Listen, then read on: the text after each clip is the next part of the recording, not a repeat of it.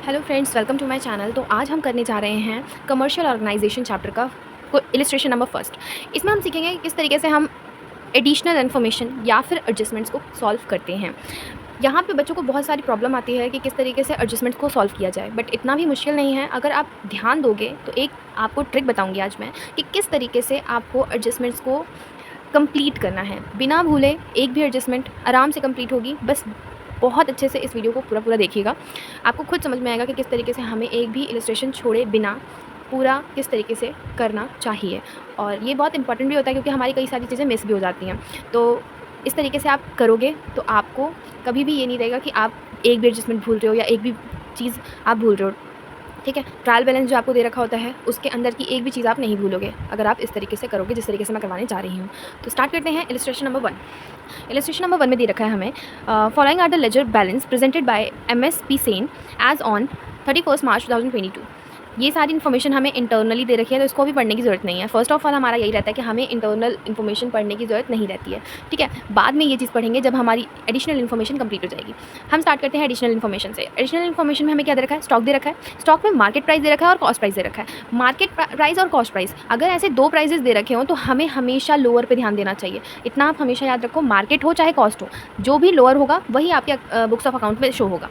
तो हम इसमें लिखते हैं बाय, थोड़ा नीचे, बाय क्लोजिंग स्टॉक।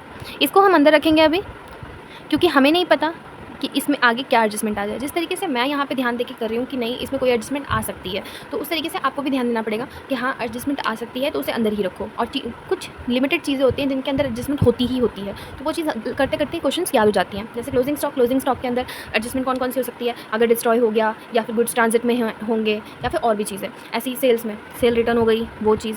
ठीक है, तो ये चीज़ आपको याद रखनी पड़ेगी। क्लोजिंग स्टॉक हमारा हो गया। अब नेक्स्ट इन्फॉर्मेशन हमें क्या दे रखी है इसमें? अभी इसके नीचे के कम से कम 4 लाइनें तो छोड़ दो, 4 लाइनें आपको छोड़नी है, इसके नीचे मत करना। ठीक है, क्योंकि एडजस्टमेंट आ सकती है। अभी मैं आपको सिर्फ इतना बता रही हूँ कि फर्स्ट इन्फॉर्मेशन लेके चलो। फर्स्ट इन्फॉर्मेशन हमारी कंप्लीट हुई। सेकंड इन्फॉर्मेशन पढ़ो। Stock value 10,000 were destroyed by fire and insurance company admitted the claim to the extent of 6,000। अब एक बात बताओ, ये जो 10,000 का स्टॉक होगा ये होगा कैसा? ये तो होगा क्लोजिंग स्टॉक का ना, लेकिन क्लोजिंग स्टॉक में तो नहीं होगा इंक्लूड, तो हम इसे क्या कर देंगे? इंक्लूड कर देंगे। ये हमारा हो गया स्टॉक डिस्ट्रॉयड। स्टॉक डिस्ट्रॉयड का क्या है? 10,000 हमने इंक्लूड कर दिया। उसके बाद गुड्स परचेज्ड, थर्ड हम पढ़ने जा रहे हैं। Goods purchase for 6,000 on 29 March 2022 but still lying in transit. अब देखो, जो चीज़ ट्रांजिट में होती है वो हम इंक्लूड नहीं करते हैं क्लोजिंग स्टॉक में, लेकिन हम जब एट द एंड बना रहे हैं, ये है तो इसी साल का ना, तो हम क्लोजिंग स्टॉक में ही ऐड करेंगे क्योंकि ये गुड्स इन ट्रांजिट भी इसी ईयर का होगा। तो हम इसे 6,000 इन ट्रांजिट करके ऐड कर लेंगे 6,000।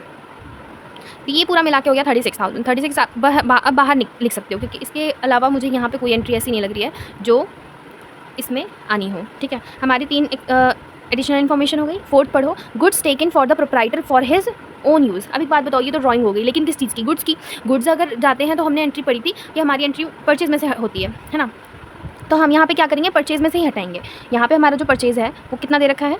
अब यहाँ पे ये चीज़ ध्यान देने वाली बात है, जो हमें हटाना है वो परचेज में से हटाना है, तो हम परचेज को यहाँ से उठाएंगे। हमारा परचेज कितना है? 1,60,000। अब जब परचेज आप उठा रहे हो ना, तो परचेज के ऊपर आप ऐसे टिक लगा दो कि मैंने ये चीज़ उठा रखी है। तो ये हो गया 1,60,000 और इसकी एडजस्टमेंट हमने कंप्लीट कर ली है।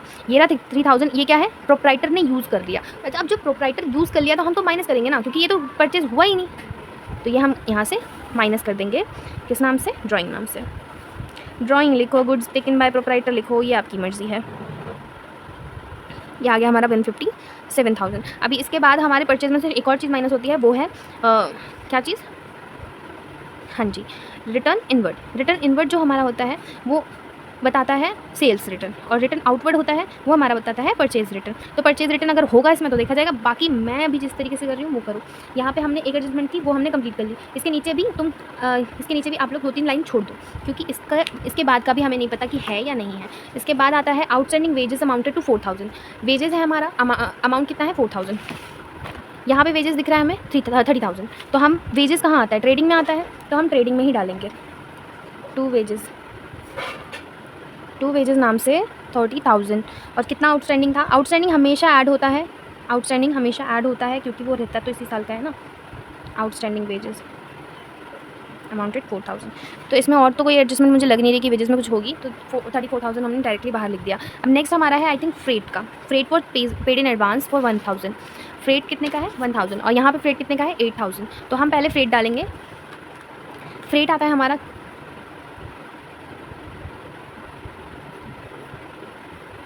है 8000 का। इसमें हम क्या कर देंगे, प्रीपेड है तो हम क्या करेंगे लेस, प्रीपेड फ्रेट 1000। तो यहाँ आ गया 7000 हमारा। ठीक है, अब ये 7000 आ गया। हमने वेजेस का भी एडजस्टमेंट कर लिया, फ्रेट का भी कर लिया, सारी चीज़ें हमने कर ली। अब इसके बाद हम आते हैं इस बॉक्स में। अब इस बॉक्स में आप देखोगे हमें क्या क्या गिवन है। हमें गिवन है परचेज़ हमारा डन हो गया कंप्लीट। हमें इसे नहीं देखना है, जो चीज़ हमारी कंप्लीट हो चुकी है वो चीज़ हम देखेंगे कि हमारी एंट्री में है या नहीं है। परचेज़ हमारी एंट्री में है। कैरेज इनवर्ड सेल्स इनवर्ड होता है, क्या होता है नहीं पता, सेल्स से तो रिलेटेड नहीं होता, रिटर्न होता है तो रिलेट होता है।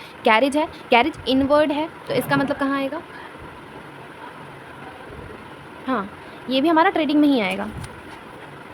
हाँ जी, और फ्रेट भी हमारा ट्रेडिंग का ही पार्ट है, इसमें पीएनएल का कोई पार्ट दिया ही नहीं है। कैरेज इनवर्ड का मतलब होता है डायरेक्ट, और डायरेक्ट जितने भी खर्च होते हैं वो हमारे ट्रेडिंग में ही आते हैं। ठीक है, तो हमारा ये आ गया 10,000। ओके, अब इसके बाद हमने ये वाला भी कंप्लीट कर लिया। वेजेस हमारा कंप्लीट है, फ्रेट हमारा कंप्लीट है। सेल हमारी दे रखी है 3 लाख की, तो हम सेल को यहाँ लिखेंगे बाय सेल्स 3 लाख। अब 3 लाख मैंने यहाँ पे अंदर इसलिए लिखा है क्योंकि मुझे पता है कि इसके बाद भी कोई एडजस्टमेंट आ सकती है। अगर नहीं आती है तो आप बाहर कर सकते हो इसको, इन केस आ जाती है तो आप इसको पहले माइनस करके तब करोगे। अब इसमें देखो रिटर्न इनवर्ड है। रिटर्न इनवर्ड का मतलब क्या है, आपने सेल करी होगी वो वापस आ गई, आपके पास इनवर्ड हो गई, मतलब आपके पास वापस आ गई, तो इनवर्ड का मतलब माइनस। तो इसका मतलब हमने फिर से क्या किया, इसमें से लेस। रिटर्न